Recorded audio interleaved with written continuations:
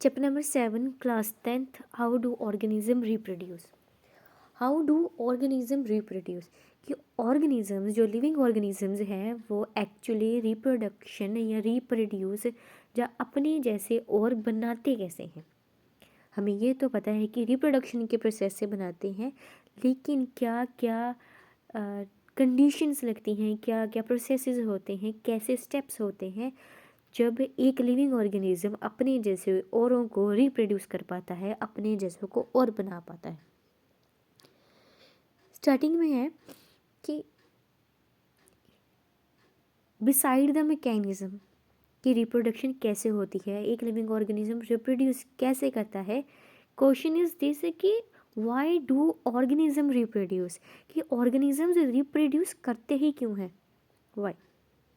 देखो, रिप्रोडक्शन एक necessary process तो है नहीं कि अगर रिप्रोडक्शन नहीं की जाएगी, अगर अपने जैसे और नहीं बनाएंगे तो इंसान मर जाएगा, राइट।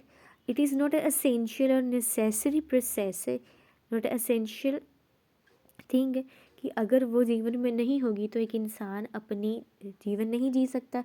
जस्ट लाइक और प्रोसेसेस होते हैं, लाइक न्यूट्रिशन का हो गया, रेस्पिरेशन का हो गया, एक्सक्रिएशन का हो गया।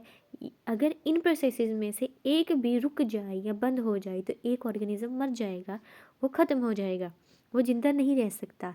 लेकिन रिप्रोडक्शन करने करें या ना करें उससे कोई फ़र्क नहीं पड़ता हमारी लाइफ में कि हम कितना जिएंगे। तो why reproduction a process is necessary, और हम कहें कि हम रिप्रोडक्शन करते ही क्यों हैं, why is the reason behind why do organism reproduce. और दूसरी बात कि जब एक इंडिविजुअल अपने जैसे और बनाता है तो बहुत बहुत बहुत सारी एनर्जी यूज़ होती है। तो why we are wasting that energy, जिससे हमें हमारे जीवन में कोई असर हो या ना हो उसका कोई फ़र्क नहीं पड़ता, कि हम लाइफ उतनी तब भी जिएंगे विदाउट रिप्रोडक्शन और करके भी उतनी ही जिएंगे जितनी हमारी लिखी गई है। अगर हम रिप्रोडक्शन ना भी करेंगे तो फिर भी हमारी लाइफ चलती रहेगी। सो वाई ऑर्गेनिज्म रिप्रोड्यूस। और हालांकि रिप्रोडक्शन के प्रोसेस में इतनी ज़्यादा एनर्जी लगती है तो हम क्यों उस एनर्जी को वेस्ट कर रहे हैं उस प्रोसेस को करने के लिए जो आवश्यकता नहीं है, राइट। सो वाई इंडिविजुअल इतनी एनर्जी लगा के अपने जैसे औरों को बना रहे हैं, हालांकि वो ज़िंदा रहने के लिए इट इज़ नॉट नेसेसरी। सो ये एक क्वेश्चन है। नेक्स्ट कि इसका आंसर जो भी हो, ऑब्वियसली हम एक ऑर्गेनिज्म को तभी नोटिस कर पाते हैं अगर उसने रिप्रोडक्शन करी होगी। Just say for example, the best example कि जो पुराने ज़माने के लोग थे, पुराने ज़माने मतलब कि आदि मानव जो स्टोन एज के लोग थे, अगर वो रिप्रोडक्शन का प्रोसेस नहीं करते, अगर वो अपने जैसे औरों को ना बनाते तो क्या ह्यूमन लाइफ एग्जिस्ट करती इस दुनिया पे, क्या हम पैदा होते, क्या हम यहाँ पे होते। अगर उन्होंने तब रिप्रोड्यूस नहीं किया होता तो क्या हम यहाँ पर एग्जिस्ट करते। मतलब ये कह रहे हैं कि अगर ऑर्गेनिज्म रिप्रोड्यूस ना करते तो हम उनको नहीं देख पाते। मतलब अगर हम किसी ऑर्गेनिज्म को नोटिस कर रहे हैं कि उसकी एग्जिस्टेंस को नोटिस कर पा रहे हैं जस्ट बिकॉज उन्होंने रिप्रोड्यूस करा है, राइट। नॉन रिप्रोड्यूसिंग मेंबर्स क्या होगा, वो एग्जिस्टेंस उनकी नोटिस हो ही नहीं पाएगी, क्योंकि एट द एंड अगर वो रिप्रोडक्शन नहीं करेंगे तो वो तो धीरे धीरे धीरे धीरे करके वो ख़त्म हो जाएंगे, राइट। और उनकी तरह बनेंगे नहीं, जो पिछले हैं वो एक एक करके ख़त्म हो जाएंगे, तो उनकी तादाद तो वही ख़त्म हो जाएगी, राइट। तो कहते हैं कि एक ऑर्गेनिज्म को हम कब नोटिस कर पाते हैं, जब उसका नंबर बहुत ज़्यादा होता है, राइट। कि जैसे ह्यूमंस हैं, हम ह्यूमंस हैं तो हम ह्यूमंस का जो नंबर है वो बहुत ज़्यादा है। हर जगह पे ह्यूमंस पाए जाते हैं, हर जगह, हर कंट्री, हर स्टेट, हर सिटी में हर जगह ह्यूमंस पाए जाते हैं। हम उनकी एग्जिस्टेंस को तभी समझ पाते हैं, नोटिस कर पाते हैं क्योंकि उन्होंने रिप्रोडक्शन बहुत ज़्यादा करी हुई है, राइट। अभी कुछ ऑर्गेनिजम्स उनकी बात करो कि हम उन ऑर्गेनिज्म को नोटिस नहीं कर पा सकते जिन्होंने रिप्रोडक्शन बहुत कम करी हो, या वो कुछ कंट्रीज़ के कुछ पार्ट्स में ही पाए जाते हों जिनका हमें अता पता ही नहीं है कि दैट ऑल्सो एग्जिस्ट। तो वो हमारे लिए नोटिसेबल तो है नहीं, राइट। नेक्स्ट, सेकंड बात कि हमें कैसे पता चलता है कि दो ऑर्गेनिजम्स एक ही स्पीशी के हैं, एक ही प्रजाति के हैं। Just like dog A and dog B, हमें पता है कि वो डॉग है, लेकिन वो कैसे पता चलता है कि हमें ये सेम स्पीशी के हैं, ये डॉग ही हैं। जस्ट लाइक ह्यूमन सेपियंस, हमें कैसे पता चलता है कि ये हमारे जैसे ही हैं? क्यों? क्योंकि हमारे उनके साथ फीचर्स मैच करते हैं, नॉट इन टर्म्स की उनके एग्जैक्ट कॉपी है हमारी। जस्ट इन केस कि जैसे हमारी दो आइज़ हैं, दूसरे ह्यूमन की भी दो आइज़ होंगी, दो ईयर्स होंगी, एक नोज़, एक माउथ, दो आर्म्स, दो लेग्स वगैरह, राइट।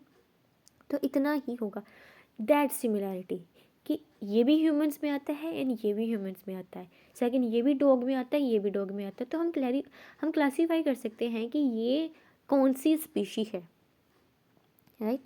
तो रिप्रोडक्शन के साथ क्या होता है, एक न्यू इंडिविजुअल क्रिएट होता है जो लुक मतलब अपने पेरेंट्स से काफ़ी मैच करता है, नॉट इन टर्म्स की वो कार्बन कॉपी है, टर्म्स की ह्यूमन ने ह्यूमन को ही जन्म दिया।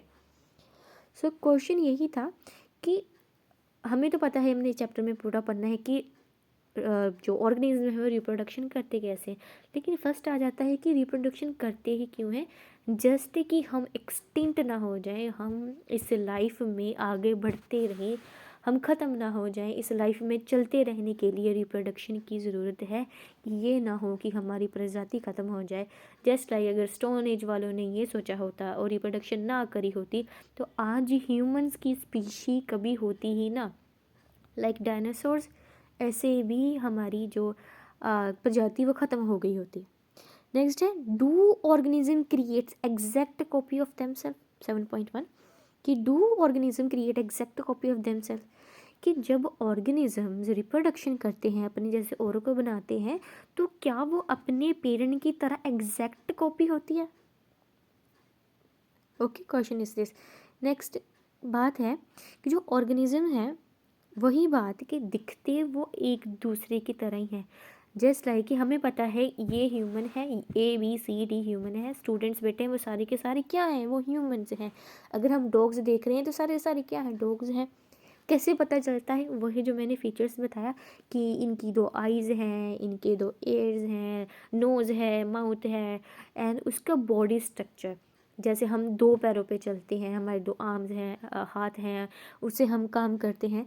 तो सिमिलैरिटी के बेसिस पे हमें पता चलता है कि ये दोनों एक ही प्रजाति के लोग हैं। तो ऑर्गेनिजम्स अब एक दूसरे की तरह लगते हैं, राइट।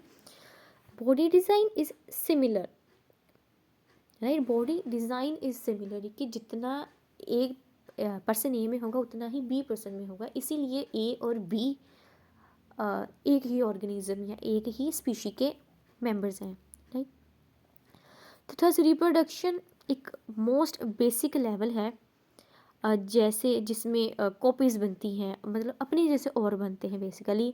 और 9th क्लास में हमने पढ़ा था कि एक सेल के अंदर उस ह्यूमन की या इस ऑर्गेनिज्म की सारी डिटेल इन्फॉर्मेशन होती है कि वो ऑर्गेनिज्म क्या है, वो कौन सी स्पीशी का है। लाइक ह्यूमन है, वो कोई डॉग है, कैट है, उसके क्रोमोसोम्स के नंबर पे, राइट। तो उसके हेयर का कलर क्या है, उसके आइज़ का कलर क्या है, उसका वो फेयर है, वो डार्क है, वो कैसा है, सारी की सारी इन्फॉर्मेशन एक सेल के अंदर होती है। उन सेल के अंदर भी उसके न्यूक्लियस के अंदर होती है, क्रोमोसोम्स के पास, in the form of DNA, that is deoxy nucleic acid molecule. इसमें सारी की सारी इन्फॉर्मेशन होती है जो आपके पेरेंट्स से इनहेरिट होके, मतलब आपके पेरेंट्स से आपके अंदर आई है, राइट। तो DNA एक सेल का ब्रेन माना जाता है कि उसके पास सारी की सारी इंफॉर्मेशन होती है। एंड DNA ही वो चीज़ होती है जो प्रोटीन्स बनाता है, जो सोर्स ऑफ प्रोटीन्स है, जो प्रोटीन्स बनवाता है, राइट। और इसी प्रोटीन की वजह से हर एक ऑर्गेनिज्म डिफरेंट लगता है, क्योंकि DNA हर एक पर्सन के पास DNA है, राइट। तो उनका DNA जो प्रोटीन्स बनाता है वो अलग अलग प्रोटीन्स बनाता है हर ऑर्गेनिजम्स में, अलग सेम स्पीशी के भी, जैसे लाइक ह्यूमंस में भी अलग अलग पर्सन के पास अलग डीएनए है, तो वो अलग अलग टाइप की ही प्रोटीन बनाएगा। तो इसी प्रोटीन की वजह से एक पर्सन दूसरे पर्सन से डिफरेंट है, लाइक मैं अपने भाई से डिफरेंट हूँ, मैं अपनी कज़न से डिफरेंट हूँ। तो इसी प्रोटीन की प्रोडक्शन से जो हमारे डीएनए ने बनाई है, हमारे फीचर्स अलग हैं, लाइक कि हमारी आइज़ बड़ी छोटी हैं, किसी की बड़ी हैं, छोटी हैं, नोज़ का साइज़, लिप्स का साइज़। तो जस्ट बिकॉज ऑफ डीएनए ने जो प्रोटीन बनाई है उसी की वजह से आपके फीचर्स निखर के आते हैं कि कैसे फीचर्स होंगे, होंगे वही, दो आइज़, एक नोज़, माउथ होगा वही, बट किस तरीके का होगा डेट डिपेंड ऑन डीएनए, जो डीएनए ने आपकी प्रोटीन बनाई है, राइट। तो मेनली प्रोटीन, डिफरेंट प्रोटीन की बनने की वजह से ही आपके बॉडी डिज़ाइन में डिफरेंस आता है। ओके, नेक्स्ट की रिप्रोडक्शन का बेसिक एक इवेंट कह लो, वो क्या है, डीएनए की कॉपी बनना। क्या बनना, डीएनए की डीऑक्सीराइबोन्यूक्लिक एसिड की कॉपी बनना, एग्जैक्ट कॉपी बनना। हालांकि एग्जैक्ट कॉपी नहीं बनती, कुछ ना कुछ वेरिएशंस आ जाते हैं, क्योंकि जब भी कॉपिंग का प्रोसेस होता है तो कुछ कभी डिले हो जाता है, कुछ ना कुछ ऐसी कोई प्रॉब्लम्स आ जाती हैं कि प्रोटीन्स थोड़ी अलग बन गई या डीएनए थोड़ा अलग तरीके का बन गया, बट 95% तो उसमें सिमिलैरिटीज़ होंगी, कुछ 5% कुछ अलग बना होगा, ठीक है। तो सेल्स केमिकल रिएक्शंस को यूज़ करते हैं एंड डीएनए की कॉपी करते हैं। देखो, एक सेल में एक न्यूक्लियस है, उसके अंदर क्रोमोसोम्स हैं, उसके अंदर डीएनए है, डीएनए हर एक में सेम होगा, राइट। तो उसी डीएनए की एग्जैक्ट कॉपी बनाने की कोशिश करनी है एक सेल ने। फिर क्या होगा, एक सेल के अंदर डीएनए की 2 कॉपीज़ हो जाएंगी, लेकिन एक सेल के पास एक ही होनी चाहिए। तो ये जो सेकंड वाला डीएनए है रिप्रोड्यूसिंग सेल का, उसे उससे पहले पेरेंट सेल से सेपरेट होना पड़ेगा। अभी देखो, पेरेंट सेल किसे कहा गया है, पेरेंट सेल वो है रिप्रोड्यूसिंग सेल जिसने अपने जैसा और बनाना है, जैसे पेरेंट्स ने बच्चों को बनाना है, राइट। तो पेरेंट क्या हुआ, पेरेंट हुआ वो रिप्रोड्यूसिंग सेल, और जो बच्चे हुए वो हुए नेक्स्ट उसका डीएनए जो उसकी कॉपी बनी हुई है। तो इनको अभी करना है सेपरेट, ठीक है। तो जो ओरिजिनल सेल के पास ओरिजिनल डीएनए ही होना चाहिए, जो दूसरी कॉपी बनी है उसको बाहर निकालना है। लेकिन ऐसा तो हो नहीं सकता कि एक सेल के पास जो डीएनए अपना रख लिया, दूसरा उन्हें पुश आउट कर दिया, उसने बाहर फेंक दिया।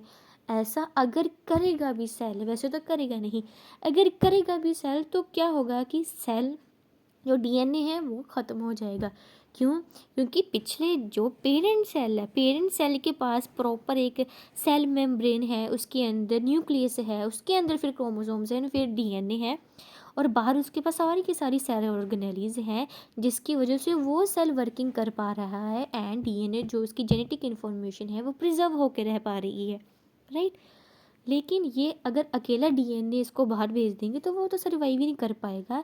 इसका मतलब ये है कि आपको उसका पूरा सेल की फॉर्मेशन करनी पड़ेगी, सेल वॉल, उसके अंदर साइटोप्लाज्म, सारी की सारी cell organelles, nucleus and DNA, फिर एक सेल रिप्रोड्यूस करके दूसरा सेल बनाने में कैपेबल हो पाएगा, ठीक है। थोड़ा थोड़ा समझ आ रहा होगा, लेकिन आ जाएगा, बार बार सुनोगे आ जाएगा, ठीक है। तो डीएनए जब कॉपी बनेगी तो उसके साथ साथ सेलुलर अपरेटस भी बनेगा। सेलुलर अपरेटस मतलब एक सेल को बनाने के लिए उसके अंदर जो जो भी पार्ट्स हैं वो सारे के सारे बनेंगे। डीएनए की जो कॉपी वो सेपरेट आउट हो जाएगी एंड 2 सेल्स बन जाएंगे, एक सेल से 2 सेल्स बन जाएंगे।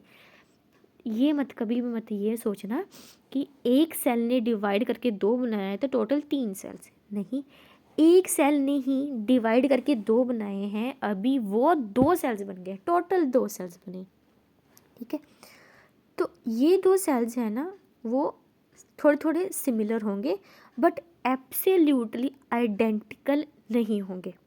क्या मैंने बोला है कि हुआ क्या है, एक सेल डिवाइड करके अपने जैसा और बनाया है, उसने अपने डीएनए की कॉपी बनाई है, सारा कुछ सेम बनाया है एंड फिर वो सेपरेट आउट हो गए हैं, वो सेल, दूसरा सेल उसकी कॉपी है। बट अगर हम कहें कि सिमिलर तो है सेल्स, बट अगर हम कहें कि एग्जैक्ट कॉपी है, आइडेंटिकल 100% सेम कॉपी है, तो it is not right. Okay, the okay कि क्यों नहीं है, तो इस क्वेश्चन का आंसर है कि वो आइडेंटिकल, एब्सोल्युटली आइडेंटिकल क्यों नहीं है, क्योंकि जब डीएनए की जो रेप्लिकेशन होती है, जहाँ डीएनए जब डिवाइड करता है, मतलब जब कॉपी बननी होती है, तो कुछ रिएक्शंस किस तरीके से हुए हैं, कितने एक्यूरेटली हुए हैं कि 100% सही हुए हैं, टाइमिंग के बहुत चक्कर होता है, तो किस तरीके से वो सेल बना है उसके बेसिस पे पता चलता है कि वो एब्सोल्युटली आइडेंटिकल है या नहीं। ठीक है, इसमें जब डीएनए कर रहा होता है, कॉपी कर रहा होता है, बहुत सारे वेरिएशंस हर टाइम, ईच टाइम पे कुछ ना कुछ वेरिएशंस आते हैं, जिसकी वजह से अलग तरह का डीएनए बनता है, थोड़ी सी उसमें थोड़े चेंजेस आते हैं। ठीक है, बाकी डीएनए जो बना है वो सिमिलर ही होता है, लेकिन आइडेंटिकल या ओरिजिनल नहीं होता। ठीक है, सेकंड कि कई बार जब डीएनए रेप्लिकेट करता है ना, जब न्यू सेल बनता है, तो कई बार उसमें ऐसे ड्रेस्टिक चेंज आ जाते हैं कि वो सेल सर्वाइव ही नहीं कर पाता, वो सिंपली डाई कर जाता है। क्यों? क्योंकि सेल्स में कुछ ना कुछ कोपिंग अच्छी नहीं हुई होगी, ठीक तरीके से नहीं हुई होगी, या सेल अपरेटस जो बना है वो अच्छे तरीके से वर्क ना कर रहा हो, तो वो क्या होता है, वो सेल कम्प्लीटली सिंपली डाई कर जाता है। ऑन द अदर हैंड, अगर डीएनए में वेरिएशंस आई हैं, लेकिन इतनी ही नहीं आई कि वो ख़त्म ही हो जाए, तो वही सेल सर्वाइव कर पाएगा, and it will be similar to the parent one, but थोड़ा सा चेंज तो होगा, एग्जैक्ट सेम तो बिल्कुल नहीं होगा। ठीक है, सेकेंड इसकी वजह से, अच्छा, जब डीएनए की कॉपी बनती है तो उसमें जो वेरिएशंस आते हैं उसी की वजह से एवोल्यूशन होता है। ओके, एवोल्यूशन जो है ना, इस पर अभी इतना फोकस मत करो, क्योंकि नेक्स्ट चैप्टर में, आगे जो चैप्टर्स आएंगे उसमें हम एवोल्यूशन अच्छे तरीके से पढ़ेंगे। नेक्स्ट हम पढ़ेंगे नेक्स्ट वीडियो में।